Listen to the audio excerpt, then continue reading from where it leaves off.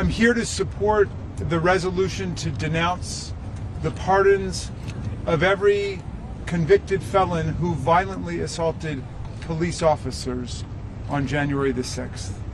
And I would like to publicly challenge to a debate any of our colleagues who do not support this resolution, Democrat or Republican, in your district. I will come to your district, and I'm sure a lot of my colleagues will join me too, to come and debate whether we should be denouncing and deploring these pardons, or we should be backing them and supporting them, either openly or with our silence. Here's where we are in America today. I'm ashamed to say, in front of Mrs. Sicknick, Gladys Sicknick, my friend, who's Officer Brian Sicknick's mom, and Ken Sicknick, his brother. Here's where we are. They pardon criminals for violently assaulting cops, and they fire FBI agents and prosecutors for doing their jobs. That's where we are in America today.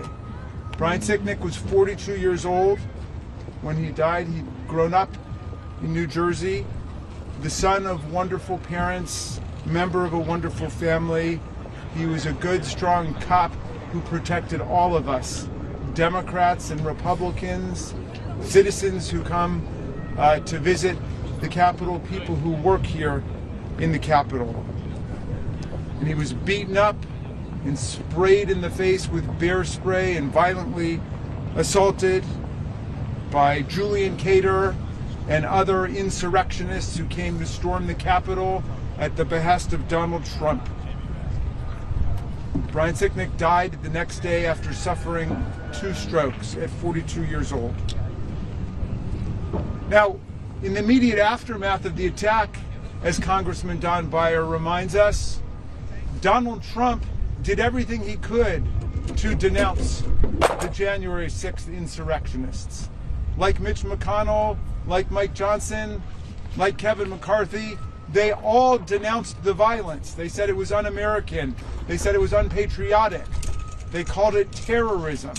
They did that in the immediate aftermath because of the huge storm of public protest. Donald Trump steadily began a process of trying to redefine the meaning of the events of January 6th, to whitewash the atrocities that took place that day, to cover up and to shroud in doubt the violent assaults that took place on the police officers, to make people believe that it wasn't Donald Trump's MAGA mob that attacked us, but that it was Antifa, or even more scandalously, the FBI itself. All of them lies. Donald Trump called the people who attacked us and chanted "Hang Mike Pence" and came to assassinate Nancy Pelosi patriots. They weren't patriots. The Constitution in 4 different places opposes and condemns insurrection. It says Congress has the power to call forth the militias of the states in order to suppress insurrections in Article 1. And Section 3 of the 14th Amendment, which has been read into oblivion by the hacks Donald Trump put on the Supreme Court, says that anybody who swears an oath to uphold and defend the Constitution and violates the oath by, quote, engaging in insurrection or rebellion shall never be allowed to hold federal or state office again. If you engage in insurrection, you are not a patriot, you are an enemy of American democracy and our Constitution. He called them hostages, a scandalous insult and offense to people who've actually been held hostage. A hostage is someone who's been illegally abducted by a terrorist or criminal group and held for a financial or political ransom.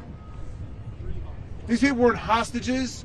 They were defendants who were arrested and prosecuted for their crimes. And the vast majority of them pled guilty to their crimes, and the rest who went to jail were convicted after having every measure of due process, including the right to counsel, the right to appear in court and to speak publicly if they wanted to. Most of them did not.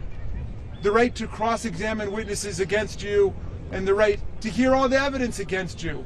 What made them hostages? What made them political prisoners, as Donald Trump called them, likening them to Alexei Navalny? who was killed by Donald Trump's filthy compatriot, Vladimir Putin, in Russia? What makes him like Nelson Mandela, a freedom fighter? But no, they pardoned more than 1,500 of them, including Julian Cater, who pled guilty to 2 counts of assaulting police officers with a dangerous weapon. He was serving a 6-year, 8-month term in the events that led to the death of Officer Brian Sicknick. And now he's freed. More than 1,500 of them have been freed and pardoned by Donald Trump. And meantime, they are engaging in a massive purge of the Department of Justice.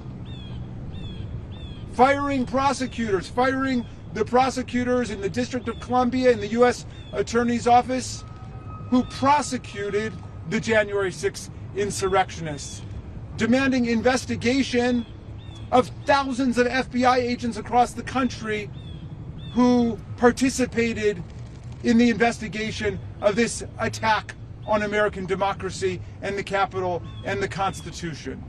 So here's where we are, my friends.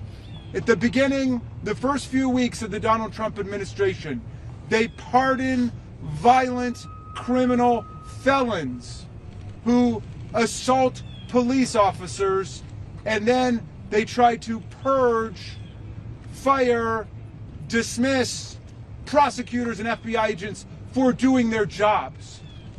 And a lot of them Republicans, by the way. So what's the message? Don't participate in the prosecution of any crimes that you might think Donald Trump approves of. Don't get caught enforcing the law in a way Donald Trump might not approve of. That's where we are right now in 2025. But I want to say, all across America, it's not just this brave family, the Sicknicks. All across America, people are standing up against these outrageous assaults on the American rule of law and on our Constitution. And like Don Beyer and like the Sicknicks, I'm keeping Officer Brian Sicknick right in my heart when I go out and I protest these injustices and these savage attacks on our constitutional order.